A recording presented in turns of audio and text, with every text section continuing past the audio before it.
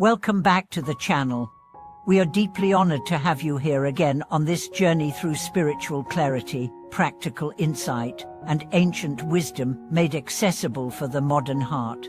If this is your first time with us, thank you for joining. Please take a moment to subscribe, give this video a like, and share your thoughts below. Today's topic may appear simple on the surface, but it holds within it the very seed of spiritual transformation. We are asking, have you truly chanted the Buddha's name? And if you have, do you realize what you've touched? What you've opened? In Buddhist teachings, the concept of that field of blessings, or merit field, is often discussed, and in that field, there is one practice so potent, so immediate, so universally accessible, that it is called the greatest of all, reciting the Buddha's name. But let's begin at the very root. Why is this such a powerful practice? What is so sacred about saying 6 syllables again and again? Omo Amitufo. And how is it that this one act, seemingly small, could be more beneficial than reciting entire volumes of scripture? The answer begins not with doctrine, but with the heart. It starts in the moment you turn inward with a longing not for material gain, not even for peace but for liberation, for return, for truth. Chanting is the vocalization of that longing. A name is not just a label. It is a doorway. When you speak Hanatufo, you are entering into relationship. Not just with a figure on a shrine, but with the very energy of boundless compassion and infinite light. And here lies the first truth. You don't need to be learned, wealthy, or pure to chant. You just need sincerity. That's the currency of spiritual life, sincerity.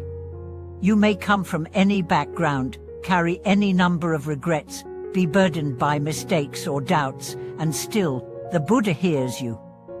The name does not require credentials. It only asks for presence. Let's reflect on a story. There was an old man who had spent his whole life in worldly pursuits. Late in life, after losing his wife and facing illness, he stumbled into a local temple. He didn't understand the chants, he couldn't read the sutras. But he was handed a mala and told, just chant Amitufo every day. He did, slowly at first, then more regularly, then constantly. Within months, those around him noticed his anger softening, his eyes becoming gentler, his voice more kind. He passed away peacefully, a smile on his face. No formal vows, oh years of study. Just the name, just the sound, just the surrender. For now, some may ask, how is it possible? How can such a simple practice carry so much weight? To understand that, we must go back to Amitabha Buddha's vow specifically, the vow that says any being who calls his name with sincere intention will not fall back into suffering and will be born into the pure land. This vow is not mythology, it's metaphysical law. It's a universal invitation, and it's alive in every moment you recite with trust. Chanting is not about reciting perfectly. It's not about volume or pace, it's about resonance. When you chant, you're tuning your mind, your breath, your being to the frequency of the Buddha's vow. You're dissolving doubt, fear, ego without argument or resistance. You're stepping into alignment with your true nature, which is already pure, already whole. Let's look at another case. A young woman going through a deep depression tried therapy, medication, meditation, nothing helped. On a visit to her grandmother, she was asked to chant with her. Reluctantly, she agreed, one mala round, then another. Something stirred. She didn't know what it was, but for the first time in months, she felt a sense of safety inside herself. She began chanting every morning. Not to escape her pain, but to sit with it differently. It felt like someone was holding me, she said. Like the name became a home.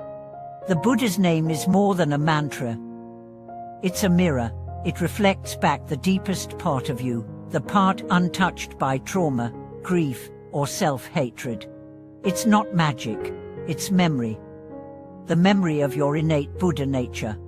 In a world where everything is measured by productivity and efficiency, chanting is the revolution of slowness, of stillness. You are not chanting to get somewhere. You're chanting to come back, to return, to remember. You may wonder, why not read more sutras? Why not engage in more action? The answer is simple. If your heart is scattered, action becomes performance. But if your heart is rooted, even silence becomes a teaching. Chanting roots you. A Metabhisha name is also the great equalizer. Whether you are rich or poor, educated or illiterate, healthy or dying, it doesn't matter. The name is for all. And when you chant, you connect not just with the Buddha, but with all those across the world and history who chant with you. Farmers in fields, monks in caves, mothers at kitchen sinks, prisoners in cells, children in scoliosis. You are never chanting alone. And in death, when everything else slips away, when titles, relationships, possessions fall from your grasp, what remains? The name. The name carries you across that final threshold, into a realm beyond suffering. There is a reason many great teachers, when nearing death, ask others to chant the name beside them. Not to beg for miracles, but because the name is the path, the light, and the guide. But what about chanting in everyday life? Must it only be for moments of crisis or ceremony? Not at all. You can chant while walking, cooking, driving. You can chant in your heart during conversations, during conflict, during solitude. It becomes your constant companion. There was a man who chanted while working in a factory. Every movement, every machine press, synchronized with the rhythm of the name. Decades passed.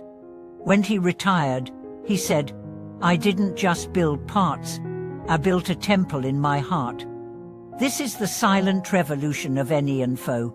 You don't have to abandon the world, you just have to sanctify it. Make every act a prayer, make every breath a bridge. Eventually, the name becomes inseparable from you. Not something you do, but who you are.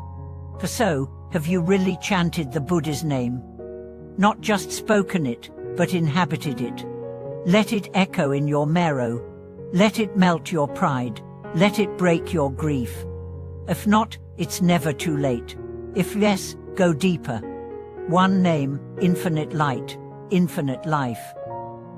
That is the greatest field of blessings. Thank you for watching this video. If the practice of chanting has transformed your life, please share your story in the comments. Inspire someone who's hesitant to begin. Subscribe, like, and stay with us as we continue to rediscover the simplest truths that carry the greatest power.